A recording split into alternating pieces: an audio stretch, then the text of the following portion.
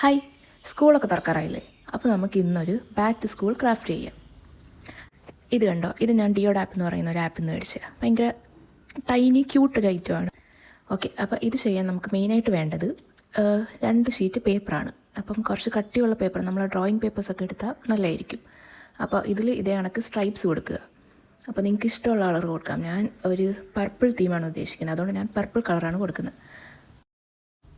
ഇത് ഞാൻ മിനിസോയിൽ നിന്ന് മേടിച്ച ഒരു ഡുവൽ സൈഡ് മാർക്കർ പെന്നാണ്. ഒരു സൈഡ് ബ്ലൂവും ഒരു സൈഡ് പർപ്പിളും.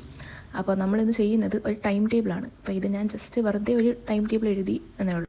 നിങ്ങൾക്ക് നിങ്ങളുടെ ടൈം ടേബിൾ എഴുതാം കേട്ടോ.